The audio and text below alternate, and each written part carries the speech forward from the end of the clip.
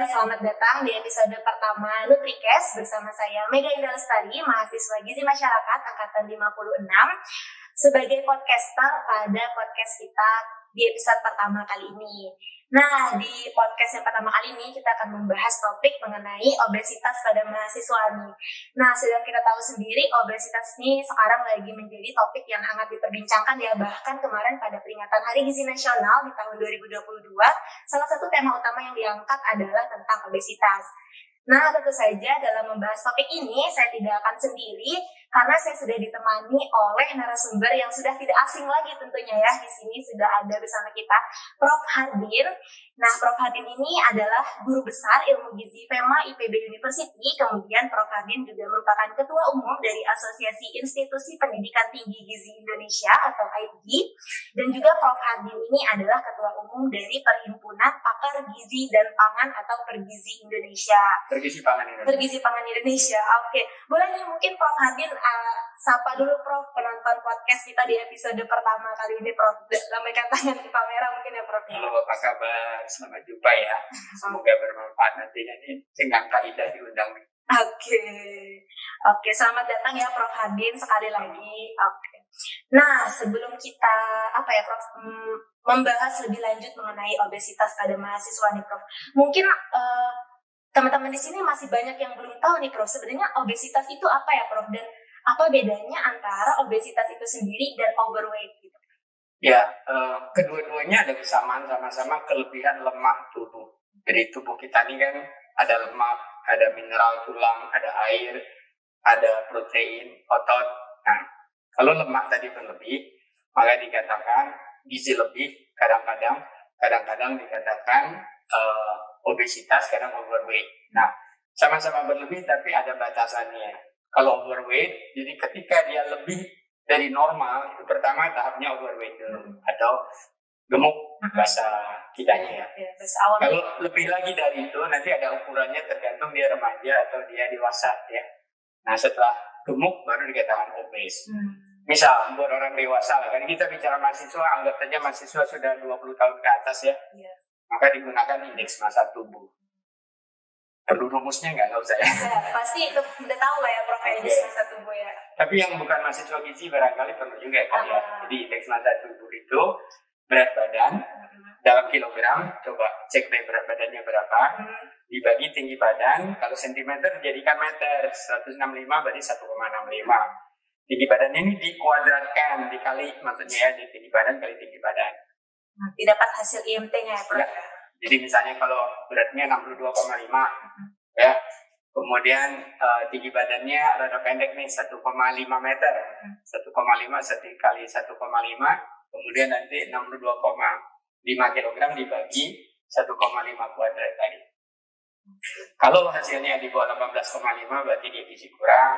18,5 sampai 25 ini batasan WHO ya. Ada lagi batasan Asia Pasifik nantinya. Itu normal, di atas 25, nah sampai 27 itu gemuk, di atas 27 mulai dikatakan obes. Tapi ada kriteria yang lain juga, kalau di atas 30 gitu ya, pokoknya dia obesitas setelah gemuk gitu ya. Oke, Prof. Berarti kalau remaja lain lagi kan, indeks massa tubuh tadi menurut umurnya, karena beda batasan umur 13 tahun, umur 15, umur 17 beda. Oke. Itu ada cek status gizi online. Bapak buat. Di mana itu Prof? Di inisa.com. Oke, berarti nanti teman-teman yang mau tahu nih indeks massa tubuhnya boleh diakses ya Prof ya? Gratis. linisehat.com ya Prof ya. Cek status gizi. Itu tinggal memasukkan berat badan dan tinggi badan Prof? Betul. Oke, nah mudah banget kalau kayak gitu ya Prof, nggak perlu ngitung-ngitung manual. Sama kelompok umurnya ya, remaja beda dengan dewasa. Oke, baik. Nah, tadi kan kita udah tahu ya Prof, perbedaan antara overweight dan obesitas. Kemudian sebenarnya apa nih Prof yang menyebabkan seseorang itu bisa terkena obesitas? Banyak sebenarnya faktornya dengan penelitian-penelitian terakhir, tapi yang klasik ya itu masih berlaku. Yang klasik atau yang umum itu seringkali dikatakan masalah diet atau masalah makanan minuman. Yang terutama lagi di sana kelebihan karbohidrat yang dikonvert menjadi lemak atau kelebihan lemak itu sendiri. Kemudian ada di dietary factor atau faktor makanan minuman ini banyak lagi yang lain. Misalnya soal serat ya. Meskipun kita misalnya karbohidrat kita sampai 60-70%, tapi kalau seratnya proporsional di sana kurang lebih 25-30 gram, dan jenis karbohidratnya tadi yang sederhananya simple karbohidrat, contohnya gula, itu hanya di bawah 40 gram sehari, itu no problem. Tapi begitu porsi gulanya tinggi, porsi lemaknya, apalagi tadi lemak-lemak jenuhnya tinggi, nah maka di situ akan bermasalah. Ya, jadi komposisi gizi makro istilahnya ya, antara karbohidrat, protein, lemak itu menentukan. Satu lagi air. Ya, kalau airnya nggak cukup, metabolisme kita terganggu, oksidasi lemak pelan. Padahal kita ingin oksidasi pembakaran lemak tadi kan dipicu tinggi. Ya, itu komposisi lemak pun ada lagi, lemak putih, ada lemak coklat. Gimana tuh, Prof? Lemak putih itu yang selama ini kita kenal. Kalau di daging sapi kita makan sate kambing, itu kan ada dikasih lemak ya di antara daging-daging.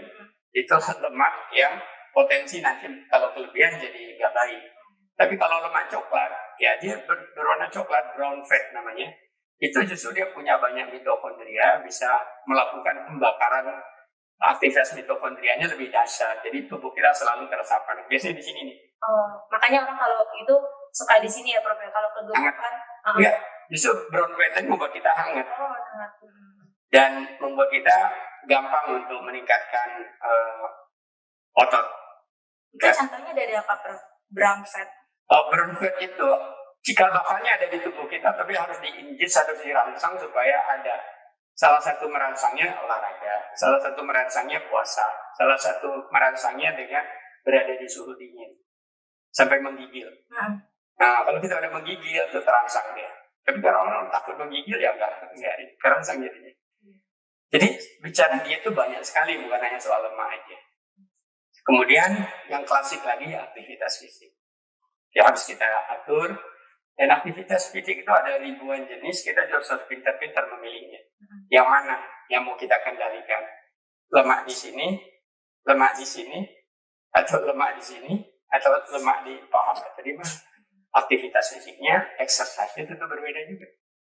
Berarti kalau misalkan kita mau pengen ngecilin lengan sama ngecilin paha itu beda ya, Prof? Iya. Exercise-nya. Meskipun ada yang general ya, yang penting diciptakan defisit kalori. Tapi hanya defisit kalori saja tanpa melihat di mana tumpukannya tadi. Karena itu sebenarnya nggak bisa hanya IMT saja. IMT itu ukuran sederhana ketika orang bukan atlet, bukan olahragawan. Ketika Kak Indah jadi atlet, wah, IMT-nya bisa besar. Tapi sebenarnya itu otot yang bagus, ya, bukan lemak. Gitu. Berarti perlu dihitung juga persentase lemaknya, Prof? Iya, makanya ada berbagai alat, mulai dari yang murah 1 juta sampai 1 miliar harganya. Untuk mengukur persentase lemak. Bisa konsultasi aja. Bisa konsultasi gizi sama Prof Haril. Bisa, di linisea.com punya body composition analyzer. Di lab kita ini, Gizi Masyarakat punya body composition analyzer yang harganya 1,5 miliar kalau tidak. Tapi sayangnya kami belum pernah nyobain, Prof. Ya, nanti praktikum ya. Oke, nah terus nih Prof, misalkan seseorang nih udah terlanjur ya Prof mengalami obesitas, pasti orang ini ada keinginan untuk menurunkan berat badan. Tapi bagi sebagian orang menurunkan berat badan ini nggak mudah, Prof. Dia mungkin udah mencoba untuk mengurangi asupan, tapi ternyata berat badannya masih gitu-gitu aja, nggak mengalami penurunan. Nah, kalau kayak gitu tuh apa ya Prof, faktor-faktor yang menyebabkan seorang itu sulit untuk menurunkan berat badan? Ya, makanya tidak hanya faktor klasik tadi, tidak hanya soal diet, tidak hanya diet tadi juga banyak ya orang selama ini bilangnya hanya lemak gula, is not only that one ya. Kemudian tidak hanya aktivitas fisik, satu lagi stres misalnya. Orang yang stresnya kronik berkelanjutan, misalnya kalau di mahasiswa putus pacar, dapat nilai D, PR-nya nggak selesai, skripsinya, wow, udah 10 kali konsultasi nggak jadi-jadi. Itu stres bisa memicu kortisol kita, keseimbangan hormon kita terganggu, dan akhirnya ghrelin kita meningkat, nafsu makan kita meningkat. Begitu tersedia makanan di meja belajar, disikat terus habis. Iya benar. Karena nggak bisa nahan diri jadinya. Nah, tapi dengan nilai spiritual yang bagus, orang bisa menahan diri itu kalau nilai spiritualnya bagus. Tahu nggak? Gimana tuh, Bro? Fasting, puasa. Puasa Senin. Jadi kalau orang nggak bisa puasa, itu berarti nggak bisa ngendaliin diri. Kalau orang puasa tapi dia gendut, lagi-lagi dia nggak bisa ngendaliin diri sesungguhnya. Puasa itu hanya tameng. Jadi kalau misalkan dari Prof. Adin sendiri menyarankan puasa sebagai salah satu penurunan berat badan, Prof, atau gimana, Prof? Kalau dia bisa melakukan itu dan mau belajar melakukan itu, karena prosesnya pembelajaran sih. Setiap tahun ada ratusan juta penduduk dunia melakukan puasa 30 kali 30 hari ya. Tapi ada orang yang menganggap itu, ih kok bisa ya? Gue takut deh puasa. Nah kalau udah takut duluan, berarti bakalan ya sulit. Tapi kalau udah saya coba, saya niatin, bisa ya Prof? Tuhan akan beri jalan. Berarti itu ada faktor pengendalian diri ya Prof ya untuk menahan rasa lapar. Sulit orang tanpa religius mengendalikan diri, Prof. Karena ada nilai-nilai kepasrahan kan di sana. Oke ya Prof. Nah tadi kan kita bahas ini ya Prof. Stres tuh bisa menjadi salah satu pendorong obesitas ya Prof di kalangan mahasiswa. Nah kalau misalkan tapi stres tuh bisa bermata dua. Gimana Prof? Jadi stres buat yang ekstrovert itu tadi larinya ke makan. Stres buat yang orang introvert dia nggak mau makan. Rasanya pahit lidahnya kalau makan. Jadi dia tambah kurus, tambah sakit. Berarti stres itu nggak selalu jadi salah satu faktor yang menyebabkan obesitas ya Prof berarti ya? Bisa lawannya. Bisa menyebabkan kerempeng atau kurang energi kronik ya. Oke. Soalnya kan kalau mahasiswa ini identik ya Prof dengan stres gitu, dengan salah satu lagi Prof yang identik dengan mahasiswa ini adalah begadang nih Prof. Begadang terus mengerjakan tugas itu biasanya sampai larut malam gitu. Nah, sebagian seringkali muncul di media-media itu katanya bergadang ini bisa menyebabkan salah satu faktor yang menyebabkan obesitas. Nah, itu sebenarnya bagaimana Prof pandangan? Sebenarnya bukan begadangnya, kurang tidur. Orang bisa saja sekali-sekali begadang, besok dia tidur dikompensasikan. Tidur siang setengah jam hampir sama dengan 2 jam malam hari. Kehebatan manfaat tidur siang. Tapi orang kena jam kerja kadang-kadang jam 7 sampai jam 5, pulang-pulang udah malam, nggak bisa tidur siang. Jadi, begadang ya sekali-sekali is okay. Dan disitulah kadang-kadang kita mengatur fluktuasi hormon kita ya. Tapi, ya kalau itu nggak dikompensasikan untuk istirahat lagi di siangnya, maka tidur kurang dari 6 jam buat orang dewasa, bahkan lebih persisnya 5 jam ke bawah, itu meningkatkan lagi-lagi hormon ghrelin. Ketika dia adalah keluarga yang kaya, punya kulkas, punya stok makanan sebentar-bentar buka kulkas. Tapi buat orang yang memang tidak punya uang, itu sengaja dia nggak makan, tambah kurus. Oke, berarti kalau misalkan dari Prof Adin sendiri nih Prof, kalau misalkan kita kurang tidur malam itu maksudnya bisa digantikan dengan tidur siang kah atau gimana nih Prof maksudnya? Iya, jadi kekurangan tidur 1-2 jam malam hari bisa digantikan 15 menit sampai 30 menit di siang hari. Terutama antara setelah makan siang dengan menjelang jam 3, jam 4 gitu ya. Berarti misalkan untuk salah satu menjaga berat badan itu salah satunya berarti penting sekali untuk menjaga pola tidur ya Prof ya. Nah enaknya memang di masa work from home buat mahasiswa enak ya. Kadang-kadang bisa jadi tiduran sambil dengan kuliah itu ya. Tanya kamu ya. Tapi kan seringkali wajahnya ditutup kita nggak tahu. Tamunya ketika dipanggil nggak nyaut gitu kan. Iya. Tapi kadang ini juga Prof. Tapi kalau offline kan nggak bisa. Langsung sini cuci muka dulu. Ya betul Prof. Tapi kadang kalau misalkan Zoom juga ada ini ya Prof mau tidur juga. Nah takutnya kata Prof Adin tadi tiba-tiba dipanggil nggak bisa jawab, bahaya juga Prof berarti kan? Ya makanya dicarilah waktu, kan kuliah itu nggak tiap menit tiap jam dari jam 7 sampai jam 5 kan? Ada masa breaknya. Oke. Dan tidak tiap hari begadang kan?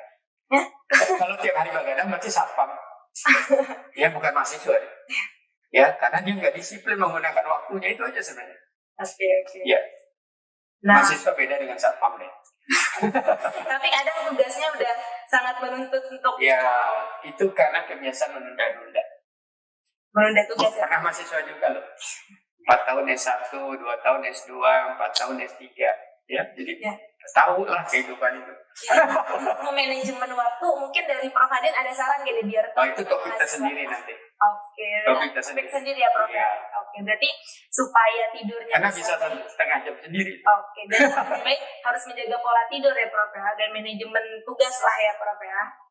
Oke, nah terus selain itu Prof, tadi kan kita udah bahas juga ya Prof, kalau obesitas pada mahasiswa ini cenderungnya itu disebabkan oleh pola makan yang kurang baik. Kalau dari Prof Hadin sendiri nih Prof, gimana saran untuk para mahasiswa agar tetap bisa menjaga pola makan di padatnya kegiatan kuliah, apalagi sekarang tuh kalau anak mahasiswa biasanya pada ngekos gitu Prof, banyak pesan makanan online dan lain sebagainya. Ya, gak masalah Le, apalagi di masa online sebenarnya mahasiswa punya waktu lebih banyak, termasuk dosen. Bayangkan, kalau offline dari rumah Bapak kemari udah 1/2 jam, mahasiswa juga dari kosan pergi ke kampus paling nggak 15-30 menit tergantung tinggalnya di mana.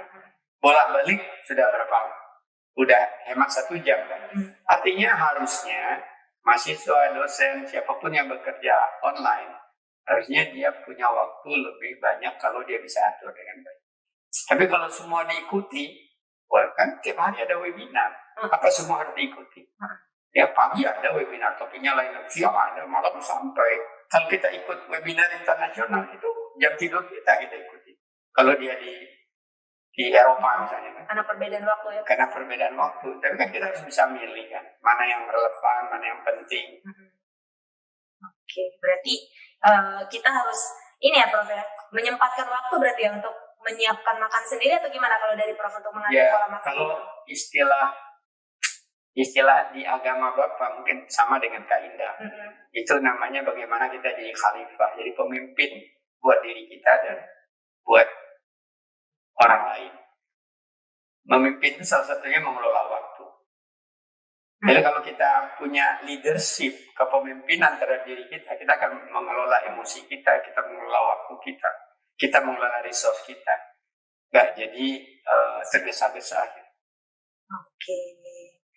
Kalau dari Bapak sendiri nih Pak, sarannya nih jenis makanan yang baik dikonsumsi dan juga bisa ada apa ya Pak? Mungkin ada kemungkinan untuk bisa mengurangi resiko obesitas, ada nggak sih Pak? Ya, jadi pertama kembali tadi kepada faktor risikonya ya. Antar orang risiko itu berbeda intervensi diri. Apakah saya kelebihan makan lemak? Apakah saya terlalu sering makan makanan goreng-gorengan, ya, makanan yang berminyak, ya introspeksi itu. Sebelumnya tentunya introspeksi dulu dengan tadi cek status gizi ya. Nah, dan lebih bagus lagi lingkar pinggangnya juga diukur. Karena bisa jadi IMT-nya normal tapi lingkar pinggangnya dasar, ya, gendut istilah sederhana. Nah, dengan cara demikian kita pahami masalahnya, sehingga caranya kita membalik masalah tadi. Kalau ternyata karena memang terlalu suka makan permen, suka minuman manis, ya, suka kue-kue yang serba manis, ya, ini barangkali yang harus kita mulai kurangi sedikit demi sedikit setiap hari. Nggak bisa drastis sih, kadang-kadang bisa kelenger atau lemes gitu ya. Lakukan secara bertahap. Kalau nggak ngerti, konsultasi.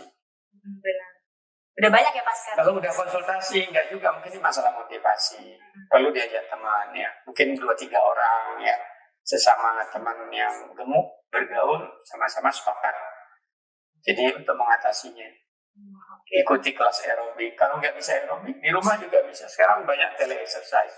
Iya, ya, bimbingan Bapak, dokter, Murikus, program dokter hampir selesai sekarang, membuktikan dalam clinical trialnya bahwa tele-exercise selama 2 bulan berturut-turut bisa menurunkan berat badan. Bisa mengurangi lemak tubuh, tidak hanya berat badan, lemak tubuh.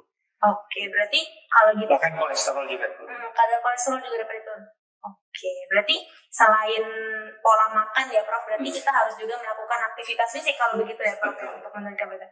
Nah, aktivitas fisik seperti apa aja Prof yang biasanya tuh bisa direkomendasikan nih untuk teman-teman mahasiswa, mengingat tadi untuk makan saja biasanya teman-teman mahasiswa ini masih kurang baik ya Prof untuk mengelola pola makannya, dan jadinya kalau olahraga nih kira-kira bagaimana saran dari Prof sendiri? Ya, pertama memang tetap sama dengan tadi soal makanan, harus disertai dengan intention. Kalau dalam agama Islam berniat namanya. Dalam agama lain juga barangkali niat ya. Bahasa Inggris intention, dengan sengaja.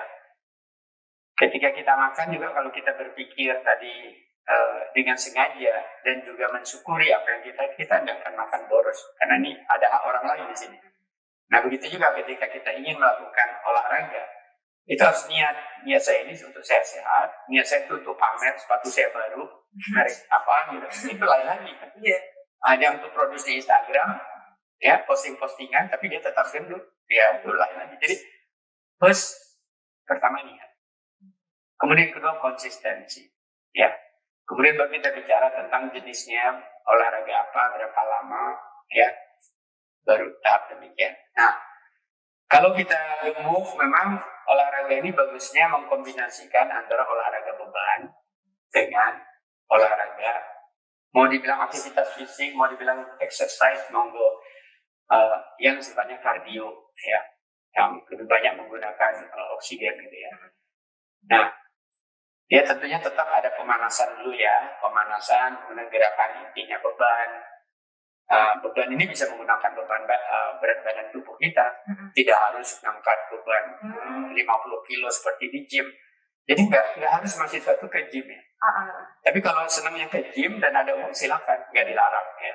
Mungkin lebih gaul lagi ya ngajak teman-temannya. Tapi selagi punya tempat tidur atau ruangan hanya sebesar tempat tidur bisa. Even di toilet. Ya, Bapak sendiri di kamar mandi melakukan exercise. Olahraga seperti apa, Prof? Kalau di kamar mandi berarti? Kayaknya Bapak harus buka membuktikan ya. Iya, gimana nih, Prof? Ini ya. Jadi untuk membentuk ini, itu Bapak olahraga beban. Di kamar mandi kan ada tempat bersandar. Jadi harusnya kalau di lantai kan push up, kamar mandi kan bisa jadi nggak bersih lantainya. Maka 45 derajat ke dinding. Oh iya, standing push up ya Prof. Terus satu lagi habis sholat biasanya. Ya bisa membentuk begini. Oh iya. Nah coba selagi mahasiswa tadi ruangnya bisa tempat sholat, bisa melakukan olahraga beban di sana. Selagi dia bisa berdiri di toilet, apalagi kalau dia punya ya. Kalau nggak punya, lu kayak gini aja kan. Ini yang 2 liter bertahap. Lama-lama nanti pakai galon kalau perlu ya. Jadiin barbel ya Prof. Jadiin barbel. Kalau mau beli barbel silakan, 5-10 kilo, 15 kilo silakan. Tapi banyak di rumah seperti ini tadi, tapi ini terlalu ringan ya. Kan ada nih yang 2 liter. Iya ada. Bahkan ada yang 18 liter kan. Galon ya Prof, kalau 18 liter ya. Iya. Ya kalau 2 liter udah enteng, ngapain masa 2 liter terus? Iya. Oke. Nah, tadi kan Prof bilang ya Prof, olahraganya bisa dimulai dari angkat beban dan juga aerobik ya Prof. Mungkin teman-teman kardio. Nah, mungkin kalau di sini teman-teman yang nonton di sini yang bukan anak gizi mungkin kurang tahu nih Prof, kalau angkat beban tuh jenis olahraganya bisa apa aja. Terus kalau misalkan kardio ada apa aja, misalkan bisa dijelaskan mungkin Prof. Ya, angkat beban tadi yang memang ketika tubuh kita berdiri tegak, ya seakan-akan kita memang menekan sesuatu atau mengangkat sesuatu. Bisa kita membawa benar-benar benda itu diangkat, bisa tidak atau menarik sesuatu. Kalau di gym semua peralatannya ada kan. Kalau di keluarga ya kita bisa menekan dinding, menekan lantai, push up, ya bisa juga plank, ya. Ya jadi beban itu bisa dari badan kita, bisa menggunakan alat. Alat itu ada alat yang resmi di fitness center, ada alat yang kita buat-buat. Ya. Ini kan alat yang kita buat. Pernah lihat nggak anak-anak muda di sono gitu ya, bekas kaleng cat isinya semen, dihubungkan dengan besi kan? Iya pernah lihat. Itu yang nggak mampu ya cukup itu. Di sini 15 kilo, sini 15 kilo bekas kaleng cat, dia isi besi, jadi. Iya. Tapi kalau mampu, ya ngapain gituan gitu kan? Oke, berarti sebenarnya untuk melakukan aktivitas fisik ini banyak cara ya Prof ya? Nggak mahal. Orang seringkali bilang mahal, harus pakai sepatu merek ini 1 juta, harus training segini harganya 300.000. No way. Yang penting niat ya Prof ya, kembali lagi yang penting niat dan konsistensi. Dan belajar, mau belajar. Kalau enggak ya konsultasi. Ingin cepat belajar tuh konsultasi. Kalau misalkan yang tadi Prof, yang kardio tadi gimana Prof? Nah, ya itu seperti sederhananya berjalan, lari kecil, lari beneran ya. Sebenarnya agama Islam itu mengajarkan, pernah umroh nggak? Belum Prof. Pernah lihat orang umroh? pernah Titik kalau bina, ya. Itu ada lari-lari, ada jalan, ada lari kecil, jalan, lari kecil. Tuhan mengajarkan melalui kegiatan ibadah ya. Jadi selang-seling antara berjalan, berlari, berjalan, berlari, itu akan lebih baik dibanding berjalan doang, dibanding berlari doang. Apalagi nanti dikenalkan lagi nama high intensity interval training. Kalau dapat gizor pasti ngerti lah. Oke, berarti itu berarti olahraganya biasanya dikombinasikan ya, Prof? Iya, bisa renang. Kalau sukanya di air, gua punya kolam renang. Kalau gua jalan-jalan pagi dikejar anjing, udah di kolam renang aja. Ngapain dikejar anjing kalau kolam renangnya ada kan? Iya. Ini kalau Bogor tuh suka hujan pagi, nggak bisa. Rumah saya bertingkat, ya naik turun tangga aja. Ya. Oke. 50 kali naik turun tangga. Pagi. Sebenarnya berarti semuanya dimulai dari yang terdekat aja ya, Prof. Ininya olahraga. Apa yang ada. Apa yang ada. Oke. Terus lanjut nih, Prof. Kalau misalkan anak-anak mahasiswa ini biasanya identik dengan ini, Prof. Kalau misalkan makan itu pengennya yang murah dan mudah gitu. Nah, misalkan dari Prof sendiri nih, ada rekomendasi nggak, Prof? Menu apa yang kira-kira tuh mudah, murah, tapi sehat untuk mahasiswa nih, Prof? Iya, ini untuk menggemukkan badan atau untuk melangsingkan badan? Beda ya? Kayaknya seperti karena tema kita hari ini obesitas, berarti untuk menurunkan berat badan nih, Prof? Ya, biasanya kalau introspeksi, kalau tadi gemuk tadi sebenarnya karena kebanyakan karbohidrat dan lemak, maka pindahlah ke karbohidrat yang lebih berserat. Ya, kalau makan jagung rebus itu murah, kenapa nggak makan jagung rebus ya? Kalau rebus ubi jalar itu murah, kenapa nggak salah kombinasikan ya? Makan nasi petang, makan itu juga. Kalau biasa makan mie, sekarang makan mie-nya pakai telur, pakai sayur apa enggak? Kalau belum, nah itu kesalahannya. Maka harus ditambah telur, harus ditambah sayur. Sayurnya jangan saya emprit ya apa itu. Hanya sekedar hijau, enggak. Kalau perlu satu ikat kangkung tadi masukin ke satu bungkusnya tadi. Jadi ya intinya lagi memanage ya, mengelola, termasuk mengelola makanan tadi.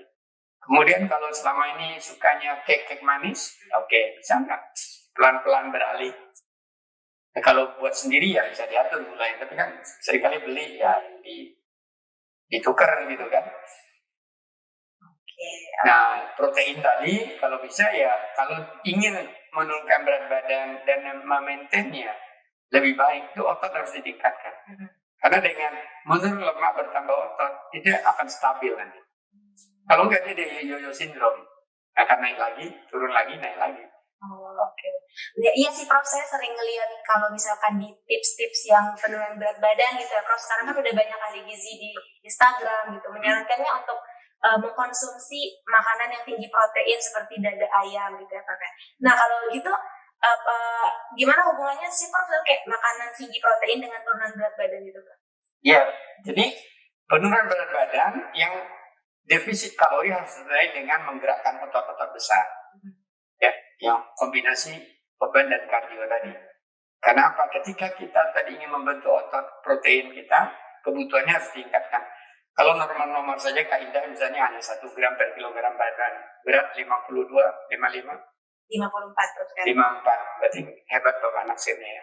52 sampai 55 ya, 54. Hanya 1 gram, cukup untuk sekedar memaintain.